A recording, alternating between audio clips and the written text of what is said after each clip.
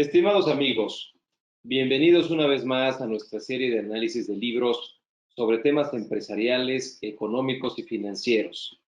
Este mes queremos compartir con ustedes el resumen del libro 12, The Elements of Great Managing. Este libro fue publicado en el año 2006 y está considerado como un bestseller del New York Times. El libro fue escrito por Rod Wagner y James K. Harter, que son dos doctores en administración y filosofía con una amplia carrera en el estudio del recurso humano. Y este libro es una secuela de otro libro publicado por la misma editorial llamado First Break the Rules y que había sido escrito por otros dos investigadores, Marcus Buckingham y Kurt Kaufman. El libro, creo que uno de los valores de este libro es que se basa en el análisis de más de 10 millones de entrevistas con gerentes y empleados de diferentes organizaciones en Estados Unidos y en otros países, y que fue realizada por la empresa Gallup Research en un periodo de más de 10 años.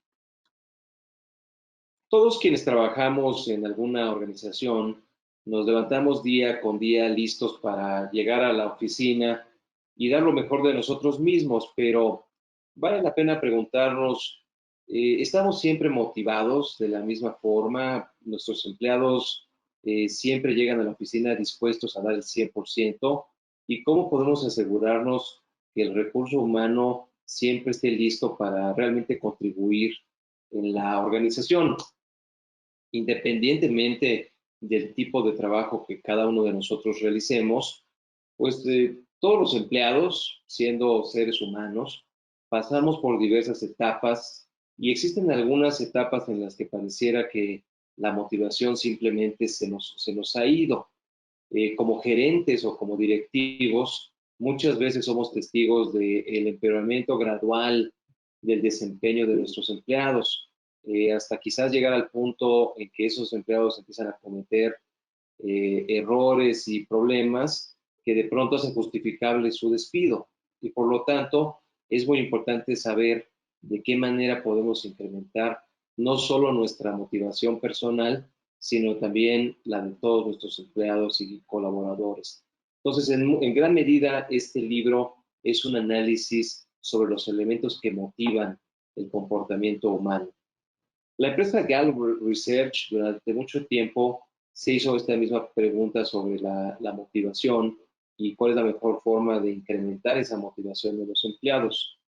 Y tras analizar información de literalmente millones de encuestas, identificaron 12 elementos clave para lograr y mantener la motivación de las personas. Mucho del análisis que vamos a hacer el día de hoy en este libro es revisar esos 12 hallazgos, esas 12 rutas para llegar a la motivación de las personas. El libro analiza el por qué algunos empleados están muy motivados, por qué otros empleados no lo están tanto, y también brinda información cuantitativa que comprueba que el mantener una fuerza de trabajo motivada pues es un factor de rentabilidad para las empresas. Es uno de los pocos libros, creo que es algo muy valioso, donde realmente se busca cuantificar con información y con evidencia sólida el efecto en la rentabilidad de las empresas derivado de fuerzas de trabajo motivadas. El libro también nos analiza qué factores motivan a los empleados, cuáles los desmotivan, y finalmente nos habla también de un tema muy importante que es el trabajo en equipo y cómo el trabajo en equipo es uno de esos factores que ahora se le conoce como salario emocional, factores que no son una compensación monetaria al empleado, pero que sin embargo es extremadamente importante para los empleados. Si se le preguntara a cualquier gerente, probablemente la mayoría de los gerentes estarían de acuerdo en que una de las partes más difíciles de cualquier trabajo es mantener a empleados contentos y productivos. La investigación de Gallup en este libro nos confirma que un empleado motivado es bueno para la empresa, ya que este tipo de empleados tienden a ser más puntuales, más productivos, más innovadores, están más comprometidos con la organización y son menos propensos a renunciar, lo cual genera beneficios directos a la empresa. Cualquier empresario, cualquier directivo sabemos lo costoso que es reemplazar al talento, no solamente desde el punto de vista de costos de separación del recurso humano, pero más importante, el costo de recapacitar a la gente, el costo de perder talento y tener que salir a buscar ese talento nuevamente al mercado, genera una disrupción que normalmente es muy costosa para la empresa. Los empleados contentos con sus trabajos tuvieron un porcentaje de asistencia 27% mayor que el resto de los empleados. Este es un primer dato duro muy interesante que nos arroja el libro en cuanto a la conexión que existe entre motivación y asistencia del personal. Y en otra de las encuestas que realiza Gallup Research, también se confirma que los empleados que se identifican como infelices o que se identifican como que la empresa no les ha dado un sentido de pertenencia o un propósito, son 31% más propensos a renunciar, lo cual incrementa obviamente este riesgo de disrupción del que les hablaba. Es talento que se va, talento que nos va a costar dinero en su separación, talento que nos va a costar dinero en buscar el reemplazo y en poder capacitar a ese reemplazo, ¿no? Esto es especialmente relevante cuando estamos hablando de posiciones directivas o posiciones que requieren cierta especialidad técnica o ciertas habilidades muy especializadas.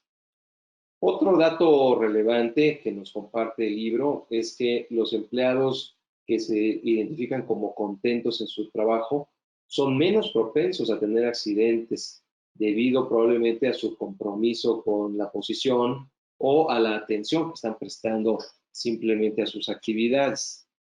Y aquí la estadística es muy interesante. El 25% de los empleados menos felices, según esta investigación de Gallup, tiene un porcentaje de accidentes laborales 62% más alto que el otro cuartil, el otro 25% de los empleados más contentos.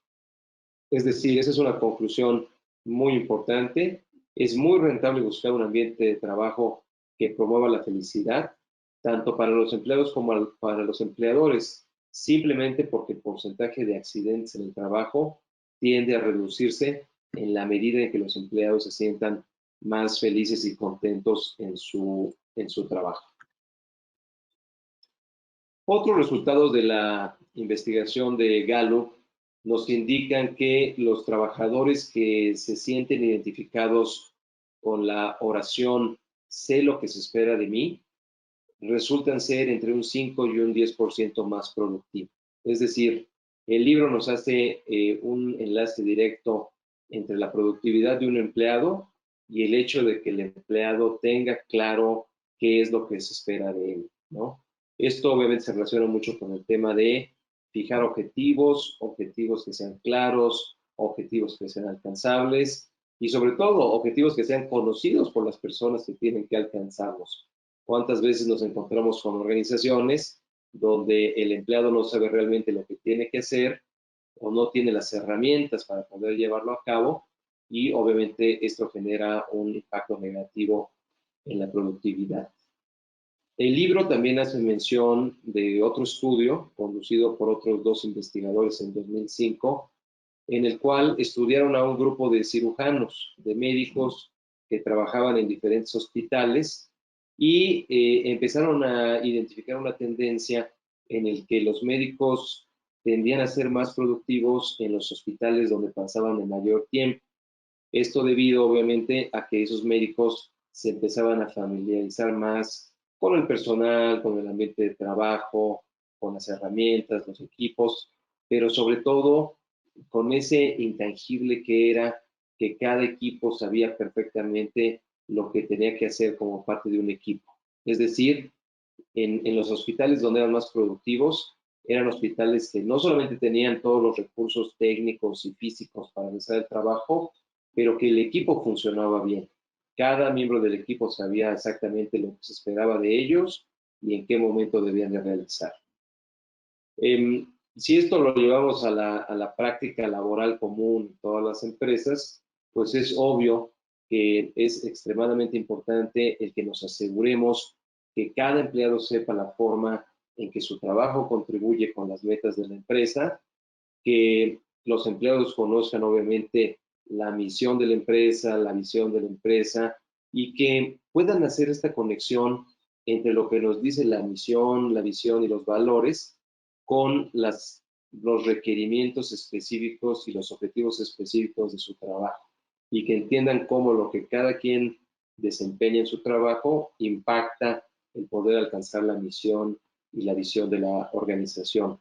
Esto obviamente suena muy sencillo, pero son muchísimas las organizaciones que no se preocupan en entender bien esa conexión entre el trabajo detallado de los empleados, la misión estratégica que tiene la empresa y que el empleado entienda perfectamente esa conexión. Las organizaciones que hacen esa conexión tienen fuerzas de trabajo que pueden dar más de lo que se espera, están constantemente motivadas y obviamente tienden a ser más productivas. Por otro lado, el libro también nos habla sobre el tema de incentivos, ¿no? En general, el incentivo y el reconocimiento a las personas, pues tiene un efecto muy positivo en los seres humanos, ¿no? Desde cuando somos niños y, por ejemplo, nos recompensan por limpiar los juguetes, ordenar el cuarto o comer a tiempo, este tipo de incentivos siguen teniendo un impacto positivo aún en nuestra vida de adultos, ¿no? Y el libro nos indica que el simple hecho de felicitar a los empleados a través de palabras de reconocimiento, olvidémonos de temas monetarios y de compensación, pero el simple reconocimiento verbal a una persona genera resultados positivos.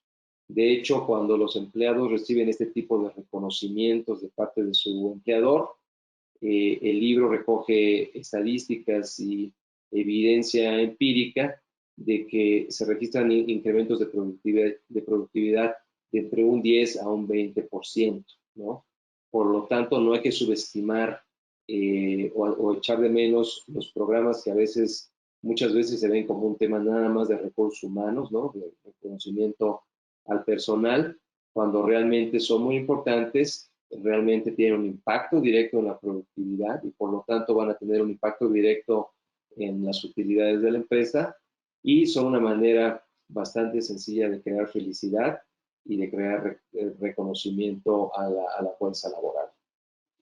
El libro incluso se va al tema, digamos, biológico, ¿no? De explicar por qué son importantes los reconocimientos y nos habla que a nivel neuronal, cuando un empleado recibe una felicitación por su trabajo, su cerebro libera esta dopamina, ¿no? Que es una sustancia que desencadena sentimientos de felicidad y satisfacción, creándole la necesidad de volver a obtener ese sentimiento a través de dar su mejor esfuerzo.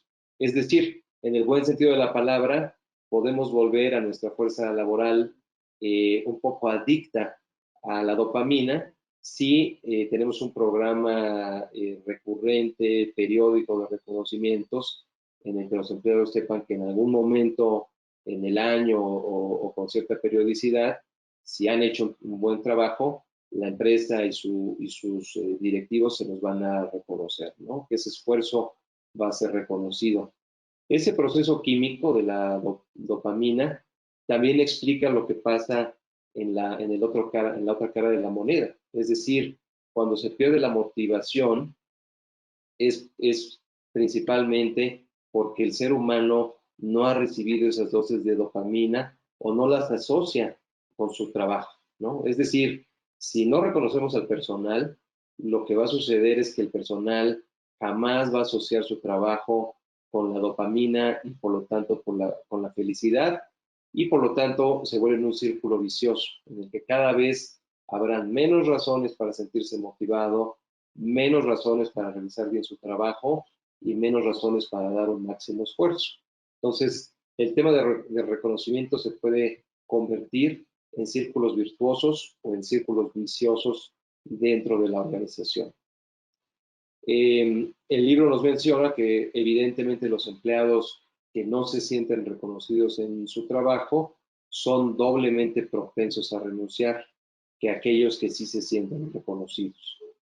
Sin embargo, el reconocimiento también se debe de dar de manera prudente, de manera controlada, muy ordenado por parte de las áreas de recursos humanos, ya que si no se maneja adecuadamente, también puede dar lugar a celos o resentimientos, ¿no? Es decir, nos recomiendan que el reconocimiento sea realizado de persona a persona y teniendo en consideración el posible impacto en el grupo completo. ¿Qué significa ello? Que hay que premiar a los empleados de preferencia de manera personal, en reuniones uno a uno con su supervisor, con su gerente, y quizás no tratar de dar esos reconocimientos de manera grupal, porque se pueden crear celos, se pueden crear resentimientos y puede tener un impacto negativo en el desempeño total del grupo, ¿no? Es decir, reconocimientos en juntas de equipo, delante de toda la empresa y demás, hay que manejarlas con cuidado porque puede ser una estrategia errónea. Siguiendo adelante con el libro, otro elemento importante del que nos hace mención es cómo incrementar la satisfacción de los empleados al hacerlos sentir que son parte de una tribu, ¿no? Definiendo una tribu como un equipo de compañeros cohesivo, en el que existen metas compartidas, en el que se priorizan los intereses de cada uno de ellos y se busca el bien común, ¿no?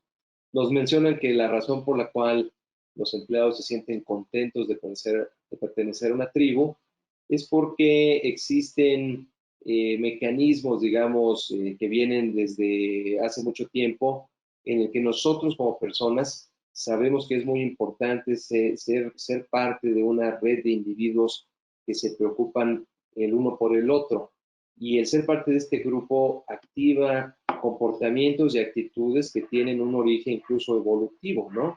Ya que sabemos que para nuestra propia supervivencia y para la supervivencia del grupo es importante ser parte de esa comunidad, compartir tareas, compartir responsabilidades y alcanzar ciertas metas. Entonces, nos recomienda mucho el analizar este tipo de comportamientos que van incluso a estimular mecanismos que tenemos desde la época en que vivíamos realmente en tribus para utilizarlos en beneficio del trabajo en equipo en las organizaciones actuales, ¿no?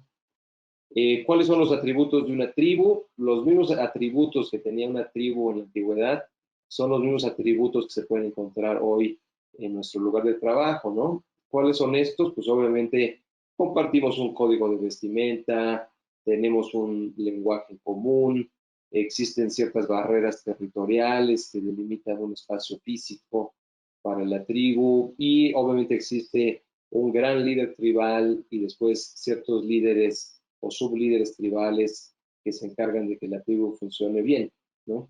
Por lo tanto, el líder debe reforzar su rol, mostrando, al igual que lo haría un líder tribal, mostrando un interés genuino por sus empleados, y una forma de ello es, obviamente, tener un contacto personalizado con cada uno de ellos, recordar sus nombres en la medida de lo posible, tratar de tener sesiones uno a uno donde hay un diálogo personal y directo con cada uno de ellos. Si bien esto no se puede hacer diario, pero sí que con cierta periodicidad se dé este diálogo entre el líder tribal y cada uno de los miembros de la tribu.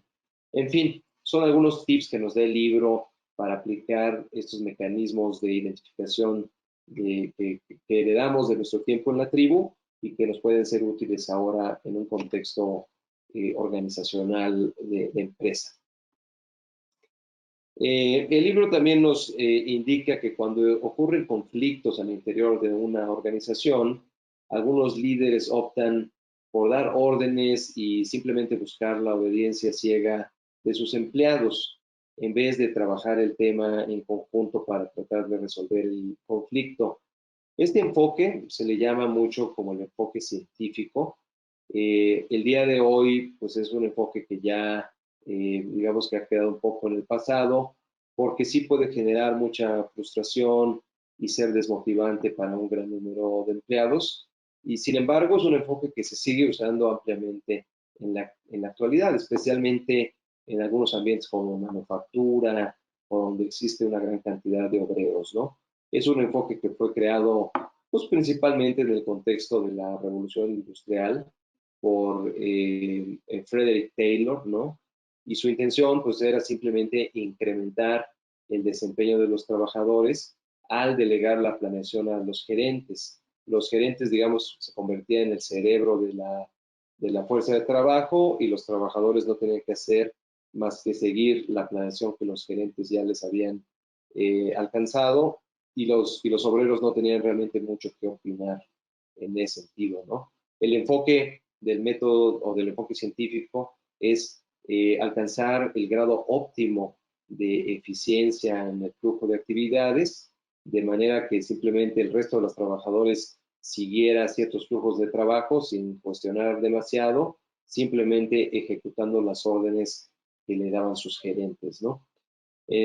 Vamos, es un método que sí hay que también reconocer en su momento de revolución industrial, pues generó aumentos muy importantes en la productividad de los equipos de trabajo, pero que quizás el día de hoy, ya con el advenimiento de trabajadores del conocimiento, con una fuerza laboral que está mucho mejor educada que en el siglo XIX, pues ahora es más difícil lograr que la gente realmente se motive a través de un enfoque en el que únicamente reciben órdenes, ¿no? El enfoque hoy tiene que ser mucho más dirigido al diálogo, a la participación y hacer que las personas, bueno, pues reconocer que no son máquinas, sino que son seres pensantes y que por lo tanto pues tienen que tener cierto rol en la definición de sus tareas, de sus objetivos y de la evaluación de su propio desempeño, ¿no? Eh, Otro tema que nos plantea el libro es que es muy importante considerar el propósito, el concepto de propósito en el trabajo diario de los trabajadores. Y esto es algo muy importante también en la medida en que pues, la fuerza laboral ha evolucionado y ha cambiado para bien en los últimos 40 o 50 años, ¿no? Es decir, hace quizás 40 o 50 años o más, pues bueno, los obreros tenían que trabajar porque si no, pues, se morían de hambre, ¿no? Y no había otra opción y un trabajador en la época de Henry Ford, pues no tenía realmente muchas herramientas como para estar pensando en temas más filosóficos o de mayor alcance, ¿no? Más que cubrir sus necesidades básicas.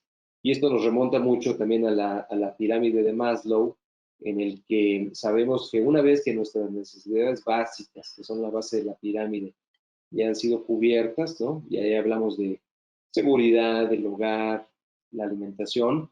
Conforme vamos subiendo en la pirámide de Maslow, tanto directivos, gerentes y obreros, empezamos a buscar otros objetivos en la vida, ¿no? Ya no nada más cubrir lo básico, y eso se da independientemente del nivel educativo, del nivel socioeconómico o del nivel jerárquico en la organización.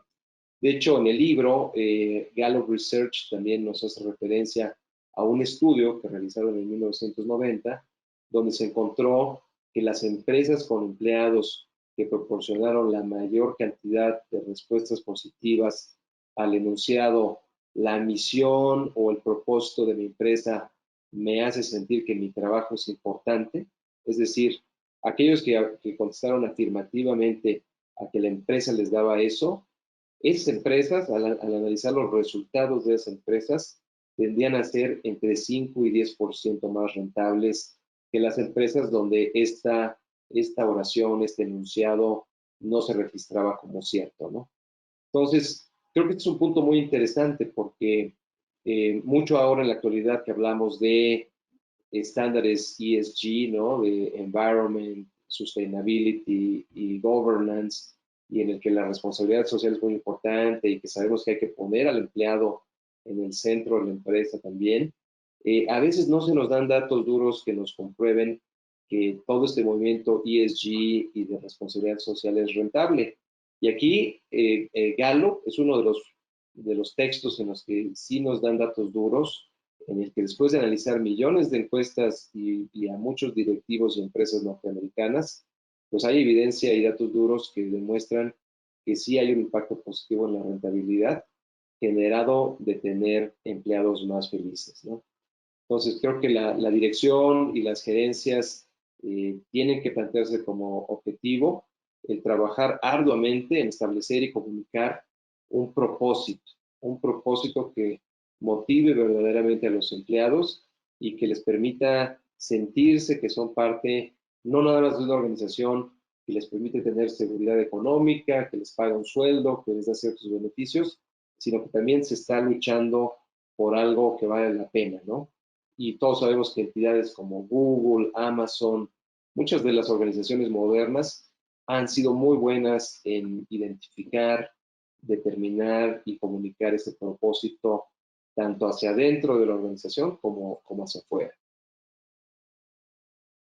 Y luego, en cuanto al desarrollo personal, el libro nos comenta que el deseo de desarrollo y de crecimiento personal, pues es un impulso muy natural en la mente humana y es lo que nos mueve a aprender toda la vida, ¿no? Desde que somos pequeños bebés, ese deseo de desarrollo y crecimiento ya está ahí en nosotros y eso nos impulsa a caminar, a aprender a escribir, a aprender a leer, a aprender a dibujar entre muchas otras cosas. Y ese deseo permanece, por lo menos, nos dicen aquí los autores, durante los primeros 20 años de nuestra vida, ¿no? O sea, esos primeros 20 años que son muy formativos y muy de adquirir no solamente información técnica, pero también valores y una forma de concebir al mundo, es un aprendizaje que se realiza muchas veces sin la necesidad de un reconocimiento externo que nos motive.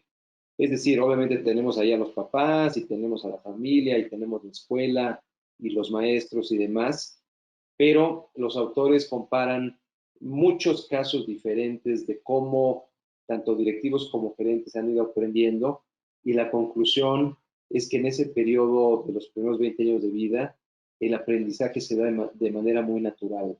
Es un proceso multidisciplinario y que conjuga muchos jugadores, pero que al final en la mayoría de los casos es realmente por un impulso natural que tenemos todos como seres humanos, ¿no? Y muchos expertos coinciden en que la búsqueda de desarrollo es totalmente inherente a la naturaleza humana. Ya mencionábamos a este psicólogo americano Abraham Maslow, ¿no? Y él lo plantea en su pirámide y por ello pone el desarrollo continuo como la máxima realización para los seres humanos, ¿no? Y ese concepto de autorrealización se convierte en el eslabón más alto en la pirámide que él plantea como necesidades humanas, ¿no? Pues naturalmente este deseo de desarrollarse entra también dentro del ámbito laboral, una vez que ya cumplidos los 20 años o más, nos empezamos a involucrar en organizaciones, en empresas, y por lo tanto, para un empleado será extremadamente importante el tener oportunidades de desarrollo personal. Y aquí los autores también nos indican que hay una conexión directa en que un empleado esté feliz y motivado y que un empleado desarrolle un mejor trabajo en la medida en que tiene por lo menos la percepción de que tiene oportunidades de desarrollo personal adentro de la organización, ¿no? Incluso nos comparten otro dato duro, donde nos dicen que en las empresas analizadas y cuando la mayoría de los empleados en las encuestas contestaron estar de acuerdo con el enunciado, el año pasado tuve oportunidades en el trabajo de aprender y crecer, ¿no?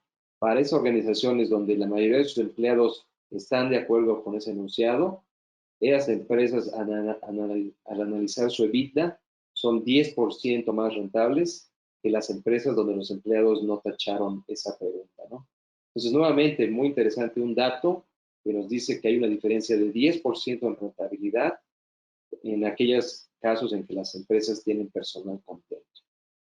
En fin, un buen gerente se debe de asegurar que sus empleados sepan la forma en que pueden desarrollar su trabajo y aplicar sus habilidades. Y este libro nos confirma lo que ya muchas otras investigaciones nos habían también indicado, de que el tener un interés fuerte en algo está directamente relacionado con una mayor actividad cerebral en áreas como la concentración y la felicidad, y por lo tanto eso resulta en un mejor desempeño y naturalmente en desarrollar un mejor trabajo, ¿no? Entonces, este vínculo que yo creo que muchos gerentes, muchos directivos, pues lo traemos en el radar, pero de manera, digamos, quizás empírica, ¿no? De que es bueno tener empleados felices. Aquí nos dan ya el vínculo que nos relaciona esa felicidad con el mejor desempeño y con una mejor rentabilidad en la empresa. En fin, como conclusiones, pues lo que yo les diría es que este es un libro que nos hace recordar que muchas empresas todavía ignoran el hecho de que trabajadores satisfechos y motivados pueden tener un impacto positivo en el desempeño de una organización. Es más, yo incluso diría que aquellas empresas que no tengan trabajadores satisfechos y motivados, pues van a perder esta famosa guerra por el talento, ¿no? Y es una guerra que ya lleva ahí muchos años y quizás a veces no vemos reflejado en los estados financieros la importancia de contar con el talento correcto de manera oportuna y a tiempo, pero lo que es una realidad es que empresas que no tienen el talento correcto tienen muchas menos posibilidades de ser exitosas. Por lo tanto, es fundamental que las empresas aprendan cómo motivar a los empleados, cómo mantenerlos felices y contentos, cómo mantenerlos en un ambiente en el que puedan desarrollar plenamente todas sus capacidades, de manera que la empresa pueda contar con ese talento de manera oportuna y al mejor costo, ¿no? Yo creo que la otra gran aportación de este libro, como les decía, es poner datos duros, específicos y tangibles sobre este tema de la responsabilidad social. Muchas veces se nos dice, tienes que ser bueno con tus empleados, tienes que tratarlos bien, tienes que tener una fuerza de trabajo motivada, etcétera.